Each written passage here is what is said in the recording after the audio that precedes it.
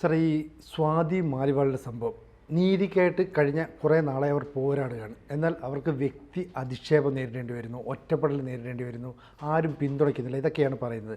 ഇതൊക്കെ പറഞ്ഞുകൊണ്ട് ഇന്ത്യ മുന്നണിയുടെ നേതാക്കൾക്ക് ഈ സ്വാതി മാലിവാൾ കത്തയക്കുന്നു. രാഹുൽ ഗാന്ധി, ഉദ്ധവ് താക്കറെ, അതുപോലെ തന്നെ ഈ പറയുന്ന NCPയുടെ നേതാക്കൾക്ക്. അപ്പോൾ എന്തായിരിക്കും ഈ പറയുന്ന സ്വാതിയുടെ ഒരു ലക്ഷ്യം? അവർക്ക് പ്രത്യേകിച്ച് ലക്ഷ്യമൊന്നുമില്ല. അവർ ഒരു ലോട്ടറി എടുക്കുന്നു എന്നേ അർത്ഥമുള്ളൂ. കാരണം അവർ സ്ത്രീയാണ്, അവരെ തല്ലി, കാര്യമൊക്കെ ശരി. പക്ഷേ അവർ ഈ സ്ത്രീപക്ഷവാദികളുണ്ടല്ലോ, അവരുടെ നേതാവാണ് അരവിന്ദ് കെജ്രിവാൾ, അഥവാ അങ്ങനെയാണെന്ന് അവർ വിചാരിക്കുന്നു. അയാൾക്കെതിരെയാണ് സ്വാതി മലിവാളിൻ്റെ ആരോപണം. അയാളുടെ PA വിഭവ് കുമാറാണ് സ്വാതി മലിവാളിനെ തല്ലിയത്. അപ്പോൾ സ്വാതി മലിവാൾ വിചാരിക്കുന്നു ഞാനൊരു സ്ത്രീ ആയതുകൊണ്ട് ഇവരെല്ലാം എൻ്റെ ഒപ്പം നിൽക്കും. അങ്ങനെ നിൽക്കില്ല. അവരുടെ ആളാണെങ്കിൽ മാത്രമേ സ്ത്രീയായിട്ട് അവർ ഗണിക്കുകയുള്ളൂ. അവരുടെ കൂട്ടത്തിലുള്ള സ്ത്രീകൾക്ക് മാനനഷ്ടം ഇതൊക്കെ ഉണ്ടാവുകയുള്ളൂ. മറ്റുള്ള സ്ത്രീകൾക്ക് അതിനുള്ള അർഹതയില്ല. അതാണ് സംഭവം. ഇപ്പോൾ കേരളത്തിൽ കോൺഗ്രസിൻ്റെയോ BJPയുടെയോ ഒരു സ്ത്രീ അപമാനിക്കപ്പെട്ടാൽ ഇടതുപക്ഷത്തു നിന്ന് ആരും ഇറങ്ങില്ല. സ്ത്രീയാണ് എന്ന് പറഞ്ഞുകൊണ്ട് ആരെങ്കിലും ഇറങ്ങുമോ? ഇല്ല. കാരണം അത് മറ്റുള്ളവരുടെ ഗ്രൂപ്പിൽപ്പെട്ട സ്ത്രീയാണ്.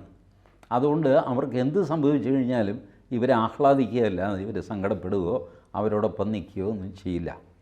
അതേസമയം ഇവരുടെ ആളാണെങ്കിൽ ഇവർക്കൊരു പെർഫെക്റ്റ് ഇക്കോസിസ്റ്റം ഉണ്ട്. അന്താരാഷ്ട്ര തലത്തിൽ നിന്ന് തന്നെ വലിയ പ്രശ്നമുണ്ടാകും. ഇപ്പോൾ സ്വാതി മലിവാളിനെ തല്ലിയത് ഒരു BJPക്കാരനാണെന്ന് വിചാരിച്ചു. രണ്ടാം ദിവസം യുണൈറ്റഡ് നേഷൻസിൽ പ്രമേയം വരും. സ്വാതി ഭയങ്കര ഹീറോയാകും. സ്റ്റാൻഡ് വിത്ത് സ്വാതി എന്ന് പറഞ്ഞിട്ട് #, ഇറങ്ങും. ഇതെല്ലാം സംഭവിക്കും. പക്ഷേ ഇത് സ്വാതി അപ്പുറത്തായിപ്പോയി. തല്ലിയത് വിഭവ് കുമാർ എന്ന് പറയുന്ന കേജ്രിവാളിൻ്റെ PA ആണ്. ഇപ്പോൾ കേജ്രിവാളിൻ്റെ രഹസ്യങ്ങൾ മുഴുവൻ അറിയാവുന്ന 3-4 പേരിൽ ഒന്ന് വിഭവ് കുമാറാണ്. വിഭവ് കുമാർ അഴിമതിക്കാരനാണെന്ന് മനസ്സിലാക്കിയിട്ട് കേജ്രിവാളിൻ്റെ PA സ്ഥാനത്ത് നിന്ന് ഒഫീഷ്യലി ഡിസ്മിസ് ചെയ്യപ്പെട്ട ആളാണ്. അൺഒഫീഷ്യൽ PA ആയിട്ട് അയാൾ തുടരുന്നു. അൺഒഫീഷ്യൽ തട്ടിപ്പിൽ, കറപ്ഷനിൽ പിരിച്ചുവിടപ്പെട്ട ആളാണ് വിഭവ് കുമാർ. ബട്ട് സ്റ്റിൽ അയാൾ അരവിന്ദ് കെജ്രിവാളിൻ്റെ കൂടെ യാത്ര ചെയ്യുന്നു, കാര്യങ്ങളെല്ലാം നോക്കുന്നു. അപ്പോൾ എത്ര ക്ലോസ് ആണെന്ന് നോക്കും. ഈ അരവിന്ദ് കെജ്രിവാളിൻ്റെ രഹസ്യം മുഴുവൻ അറിയാവുന്ന വിഭവ് കുമാർ, പിന്നെ 2-3 പേരുണ്ട്. സഞ്ജയ് സിംഗ് ഉണ്ട്, സ്വാതി മലിവാൾ സ്വയം ഉണ്ട്, രാഘവ് ഛഡ്ഡയുണ്ട്. രാഘവ് ഛഡ്ഡ ഇവിടെ ഇംഗ്ലണ്ടിലായിരുന്നു ഈ സംഭവമൊക്കെ നടക്കുമ്പോൾ. അദ്ദേഹം ഇംഗ്ലണ്ടിൽ നിന്ന് തിരിച്ചു വന്നു, ഒരക്ഷരം മിണ്ടിയിട്ടില്ല. ഇവരൊക്കെ ഭയങ്കര മീഡിയ സേവി ആയിട്ടുള്ള ആൾക്കാരാണ്. ആരും മീഡിയയുടെ മുമ്പിൽ വരുന്നില്ല. Everybody know what is happening inside Aam Aadmi Party. ഇപ്പോൾ സ്വാതി മലിവാൾ ഇപ്പോൾ ഒരു ലോട്ടറി ടിക്കറ്റ് എടുത്തു, ഒരു കത്തയച്ചേക്കാം, ആരെങ്കിലും റെസ്പോണ്ട് ചെയ്യുന്നെങ്കിൽ ചെയ്തോട്ടെ. അല്ലെങ്കിൽ നമ്മുടെ മഹുവ മൊയ്ത്രയൊക്കെ വെറുതെ ഇരിക്കുമോ? പ്രിയങ്ക ഗാന്ധി വെറുതെ ഇരിക്കുമോ? ഡൽഹിയിൽ മുഖ്യമന്ത്രിയുടെ വീട്ടിൽ വെച്ച് ഒരു സ്ത്രീ ആക്രമിക്കപ്പെട്ടാൽ എൻ്റെ ദൈവമേ, എന്താ ബഹളം നടക്കാൻ പോകുന്നു? ഇതൊന്നും നടന്നില്ലല്ലോ സ്വാതിയുടെ കാര്യത്തിൽ, നടക്കില്ല. അതേസമയം ഇവിടെ കർണാടകയിൽ എത്രയോ വയസ്സായ BS യെദ്യൂരപ്പ പോക്സോ കേസിൽ മൊഴി കൊടുക്കാനായിട്ട് പോയിരിക്കുന്നു, അല്ലേ? അതെ. അവിടെ എല്ലാവരും സടകുടഞ്ഞ് എണീക്കും. ഇതാണ് ഇവരുടെ പരിപാടി. ഇപ്പോൾ ദേ തിരുവല്ലയിൽ 2 തവണ സസ്പെൻഡ് ചെയ്യപ്പെട്ട ആളിനെ പാർട്ടിയിൽ തിരിച്ചെടുത്തില്ലേ? അതെ, CPM സ്ത്രീ പീഡകനാണ്. ഫോട്ടോ വരെ എടുത്ത് പ്രചരിപ്പിച്ചവരാണ്. ഈ സ്ത്രീകൾക്കൊരു ധാരണയുണ്ട്, ഇവരുമൊക്കെ ആയിട്ടുള്ള ഫോട്ടോ എടുത്തു കഴിഞ്ഞാൽ പൊളിറ്റീഷ്യൻ ആയതുകൊണ്ട് അയാളിത് പുറത്തുവിടില്ല, കാരണം അയാൾക്ക് നാണക്കേട് വരുമല്ലോ എന്നാണ് സ്ത്രീകളുടെ ധാരണ. പക്ഷെ അങ്ങനെയല്ല. You cannot beat A politician. നിങ്ങൾ ചീത്തയാവുകയും അതേ വീഡിയോയിലുള്ള പൊളിറ്റീഷ്യൻ രക്ഷപ്പെടുകയും ചെയ്യും. അതിനുള്ള സാമർഥ്യം പൊളിറ്റീഷ്യൻസിനുണ്ട്. അതുകൊണ്ട് പൊളിറ്റീഷ്യൻസ് അടുത്ത് പോയി കഴിഞ്ഞാൽ സേഫാണ് എന്ന് സ്ത്രീകൾ വിചാരിക്കരുത്, ഡേഞ്ചറസ് ആണ്. ഒരു സാധാരണ മനുഷ്യൻ ഇതിന് പോവില്ല, കാരണം ഈ സ്ത്രീക്കും പ്രയാസമാണ്, അയാൾക്കും പ്രയാസമാണല്ലോ എന്നൊക്കെ വിചാരിച്ചിട്ട്. പക്ഷേ പൊളിറ്റീഷ്യൻസ് അങ്ങനെയല്ല. അവർക്കറിയാം ഈ കേസുകളിൽ നിന്നൊക്കെ ഊരാൻ. ഈ നാണക്കേട് എന്ന് പറയുന്നത് സാധാരണ മനുഷ്യർക്കേ ഉള്ളൂ, രാഷ്ട്രീയക്കാർക്ക് വളരെ കുറവാണ് ആ സാധനം. ആണോ തൊലിക്കെട്ടി എന്ന് പറയുന്നത്? ആ, അവർക്ക് അറിയാം, അത് ശരി, ഫോട്ടോ വന്നു, വീഡിയോ വന്നു, അതിങ്ങനെയാണ് അങ്ങനെയാണെന്നൊക്കെ പറഞ്ഞിട്ട് അയാൾ രക്ഷപ്പെടും. ഈ പെണ്ണുമ്പിള്ള ഇതിനകത്ത് പെട്ടും പോകും. ഇതൊക്കെയാണ് സംഭവിക്കുന്നത്. അതാണ് തിരുവല്ലയിൽ സംഭവിച്ചത്. എന്തുവായിക്കോട്ടെ, തിരുവല്ല സംഭവം നമുക്ക് അങ്ങ് വിടാം. പൊതുവേ ഈ അവരുടെ കൂടെയുള്ളവർ എന്ത് ചെയ്തു കഴിഞ്ഞാലും, ഈ ഇടതുപക്ഷ മതനിരപേക്ഷ ജനാധിപത്യ വർഗ ബഹുജന സംഘടനകളിൽപ്പെട്ടവർ അവരെന്ത് ചെയ്തു കഴിഞ്ഞാലും, ആണായാലും പെണ്ണായാലും അത് ശരിയാണെന്നും അതല്ലാത്തവർ മുഴുവൻ തെറ്റാണെന്നുമുള്ളൊരു നരേറ്റീവ് അവർ ഭാരതത്തിൽ സൃഷ്ടിച്ചിട്ടുണ്ട്. ആ നരേറ്റീവിനെ ചലഞ്ച് ചെയ്യാൻ നാളിതുവരെ റൈറ്റ് വിങ്ങിന് കഴിഞ്ഞിട്ടില്ല. അത് റൈറ്റ് വിങ്ങിൻ്റെ ഒരു പരാജയമായിട്ട് അവശേഷിക്കുന്നു. ഇപ്പോഴും റൈറ്റ് വിങ് ആവുന്നത്രയൊക്കെ ട്രൈ ചെയ്യുന്നുണ്ട്, കുറച്ചൊക്കെ സക്സീഡ് ചെയ്യുന്നുണ്ട്. പക്ഷേ മറ്റവരുടെ ഇൻ്റർനാഷണൽ റാക്കറ്റാണത്. അത് പൊളിക്കാൻ വലിയ പ്രയാസമാണ്. അവരുടെ കയ്യിൽ പണം, അധികാരം, ഇനി അധികാരത്തിൽ അവരില്ലെങ്കിൽ അധികാരത്തിലുള്ളവരെ സ്വാധീനിക്കാനുള്ള കഴിവ്, ഇതെല്ലാം ഇവർക്കുണ്ട്. ഞാൻ അന്തം വിട്ടുപോയത് ഫസ്റ്റ് മോദി സർക്കാർ വന്നില്ല. ആദ്യത്തെ മോദി സർക്കാർ വന്നു, വിദേശകാര്യമന്ത്രി സുഷമ സ്വരാജ്. സുഷമ സ്വരാജ് വിദേശകാര്യമന്ത്രിയായിട്ട് IFSകാർക്ക് ക്ലാസ് എടുക്കാനായിട്ട് കുറേ ദിവ്യന്മാരെ വിളിച്ചു. ആ ദിവ്യന്മാരിൽ ഒരാൾ രാജ്ദീപ് സർദേശായി ആയിരുന്നു. പിന്നെ ഒന്ന് നമ്മളുടെ സിദ്ധാർത്ഥ വരദരാജൻ. ഇവർ പിന്നെ ആ ഒരു പത്രപ്രവർത്തകയുണ്ടല്ലോ, തൃണമൂലിലൊക്കെ പോയ കക്ഷി, ഇവരൊക്കെയാണ് സുഷമ സ്വരാജ് വിളിച്ചത്. ഞാൻ വായും പൊളിച്ചത്. ഇത്ര റാങ്ക് ആൻറ്റി നാഷണൽസ് ഇവരെയാണ് IFSകാർക്ക് ക്ലാസ് എടുക്കാൻ വിളിപ്പിക്കുന്നു. ആര്? സുഷമ സ്വരാജ്. സുഷമ സ്വരാജ്. ഇത് സംഭവിക്കുന്നതെന്ന് വെച്ചാൽ സുഷമ സ്വരാജിൻ്റെ കീഴിലുള്ള ഉദ്യോഗസ്ഥരെ സ്വാധീനിച്ചിട്ട് അവർ ക്ലാസ് അത് നടത്തുന്നു. മന്ത്രി എന്നുള്ള എനിക്ക് സുഷമ സ്വരാജ് ഇതൊന്നും അറിയുന്നേ ഇല്ല. തൻ്റെ മൂക്കിന് താഴെ എന്ത് നടക്കുന്നു എന്നുള്ളത് അവരറിയുന്നില്ല. അവർ ശരി ഇതിൻ്റെ ഉദ്ഘാടനം എന്ന് പറയുന്നു പോകുന്നു. അവിടെ പോയി അവർ നോക്കുമ്പോഴാണ് അവർ ഞെട്ടിപ്പോകുന്നു. ഞാൻ വിട്ടുപോയ പേര് സാഗരിക ഘോഷ്. അവർ നോക്കുമ്പോൾ സാഗരിക ഘോഷ്, സിദ്ധാർത്ഥ വരദരാജൻ, ഇവരൊക്കെയാണ് ഫാക്കൽറ്റി ആയിട്ടിരിക്കുന്നത്. എന്തു ചെയ്യും? ഉദ്ഘാടന പ്രസംഗത്തിന് സമയമായി, ഉദ്ഘാടിച്ചു, തിരിച്ചു മറ്റവർ ക്ലാസ് എടുക്കും. ഈ രീതിയിൽ ആരുടെ ഭരണം വന്നു കഴിഞ്ഞാലും അവർക്ക് അവരുടെ കണക്ഷൻസ് വെച്ചിട്ട് കേസുകൾ മാറ്റിമറിക്കുക, പിടിക്കുക. ഇപ്പോൾ സുപ്രീം കോടതിയിൽ അവരുടെ ഒരു ഗ്യാങ് ഉണ്ട്. ഇപ്പോൾ ഈ മാസം 8,500 രൂപ വെച്ച് അക്കൗണ്ടിൽ ഖട്ടാഖട്ട് ഇട്ട് കൊടുക്കുമെന്ന് പറഞ്ഞില്ലേ, അതിൻ്റെ ഡോക്യുമെൻ്റ് ഉണ്ട്. ഇവർ BJPക്കാരാണ് ഇത് ചെയ്തിരുന്നതെങ്കിൽ ജൂൺ 5-ാം തീയതി രാവിലെ സുപ്രീം കോടതിയിൽ വൻ ബഹളം നടന്നതിന് കപിൽ സിബൽ, പ്രശാന്ത് ഭൂഷൺ, അഭിഷേക് മനു സിംഗ്വി, വൃന്ദ ഗ്രോവർ, ദുഷ്യന്ത് വേ, ഇവരെല്ലാം കൂടെ എണീറ്റ് നിന്ന് വൻ ബഹളം വയ്ക്കി ഡോക്യുമെൻ്റ് പൊക്കി കാണിച്ചിട്ട് ഇപ്പോൾ പബ്ലിക് ഇൻട്രസ്റ്റ് ആക്കണം. സ്ട്രിക്ട്ലി സ്പീക്കിംഗ് അത് പബ്ലിക് ഇൻട്രസ്റ്റ് അല്ല, അതൊരു ഇലക്ഷൻ പെറ്റീഷൻ ആവേണ്ടതാണ്. ബട്ട് സുപ്രീം കോടതി ഈ പ്രഷറിൽ പബ്ലിക് ഇൻട്രസ്റ്റ് ലിറ്റിഗേഷൻ അഡ്മിറ്റ് ചെയ്യും, എന്നിട്ട് നോട്ടീസ് അയക്കും. 99 കോൺസ്റ്റിറ്റ്യുവൻസിൽ ഇത് നടന്നു, then it is A public interest എന്നൊക്കെ പറഞ്ഞിട്ട് ഇടപെടും. ബട്ട് തിരിച്ചായി കഴിഞ്ഞപ്പോൾ look at the reaction of BJP. ഒന്നുമില്ല, തണുപ്പ മനോഭാവം കാണിക്കുന്നു. അവർക്കിതൊരു പ്രശ്നമേ അല്ല. വാസ്തവത്തിൽ ഇത്ര വലിയ അഴിമതി, നിങ്ങൾ പ്രോമിസറി നോട്ട് പോലെയാണ് ഒപ്പിട്ട് കൊടുത്തിരിക്കുന്നത്, മാസം 8,500 രൂപ ട്രാൻസ്ഫർ ചെയ്യാമെന്ന് പറഞ്ഞിട്ട്. അത് ചെയ്യിക്കണ്ടേ? ഒന്നും വേണ്ട, വഞ്ചനയ്ക്ക് പോലീസിൽ കേസ് കൊടുക്കാം, മുനിസിപ്പൽ കോടതിയിൽ പോവാം കരാർ ലംഘനത്തിന്. അതുകൂടാതെ പബ്ലിക് ഇൻട്രസ്റ്റ് ലിറ്റിഗേഷനായിട്ട് ഹൈക്കോടതികളിൽ പോകാം, അതാത് ഹൈക്കോടതികളിൽ. സുപ്രീം കോടതിയിൽ ബഹളം വെച്ചിട്ട് സുപ്രീം കോടതിയെ കൊണ്ട് അഡ്മിറ്റ് ചെയ്യിക്കാം. ബട്ട് വക്കീലില്ല, പ്രചാരണമില്ല, ഒന്നുമില്ല, കഴിഞ്ഞു. ഒരു അരമണിക്കൂർ 1 മണിക്കൂർ നേരത്തേക്ക് ട്വിറ്ററിൽ ആ ബഹളം നടത്തിയിട്ട് അത് കഴിഞ്ഞു. അപ്പോൾ BJP is very weak in this area. അവർ ലീഗൽ ഫൈറ്റിൽ അവർ വളരെ വളരെ പുറകിലാണ്, നരേറ്റീവ് ഫൈറ്റിലും പുറകിലാണ്. അങ്ങനെയാണ് BJP ഇല്ലാത്ത കേസുകളിൽ ഭാരം ചുമക്കേണ്ടി വരുന്നത്, ജയിച്ചിട്ടും തോറ്റു എന്നുള്ള പ്രതീതി ഉണ്ടാക്കുന്നത്. ഈ പ്രോമിസറി നോട്ട് അങ്ങനെയുള്ള സാധനങ്ങളൊക്കെ ഉണ്ടല്ലോ, അതുമായിട്ട് അവർക്ക് നേരിട്ട് കോടതിയെ സമീപിച്ചുകൂടെ? സമീപിക്കാം, പക്ഷെ ആരും പോകുന്നില്ലല്ലോ. അതെന്താ? അതിന് ധൈര്യം കൊടുക്കാൻ ആരെങ്കിലും വേണ്ടേ? ചേച്ചി പോകും കോടതിയിൽ, ഞങ്ങൾ കൂടെ വരാം എന്ന് പറയുമ്പോൾ അല്ലാതെ ഈ ചേച്ചി ഈ കടലാസ് വെച്ച് എന്ത് ചെയ്യാനാ?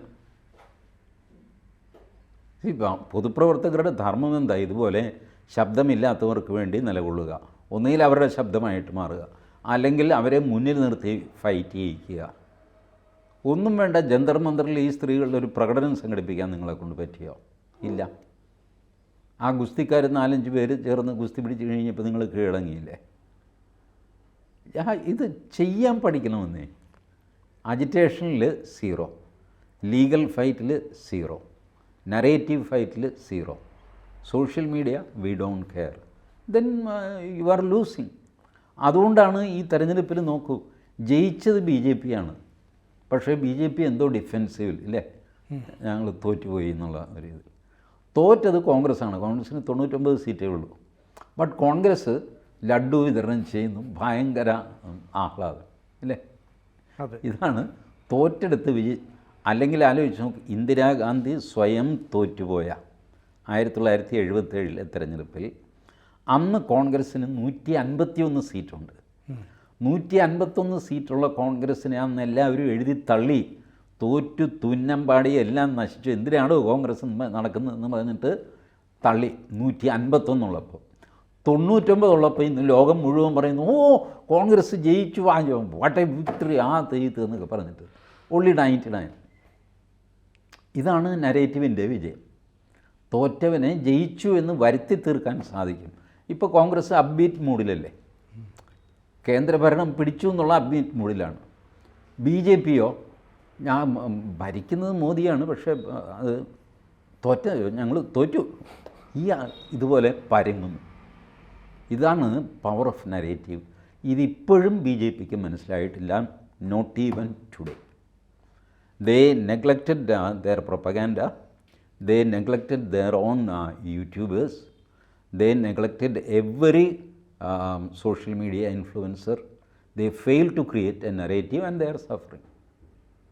This is what is happening. 2014 മുതൽ ഘട്ടം ഘട്ടമായാണ് BJP ഭരണത്തിലേക്ക് എത്തുന്നത്, ഓരോ സ്റ്റേറ്റുകൾ ഭരണം പിടിച്ചെടുക്കുന്നത്.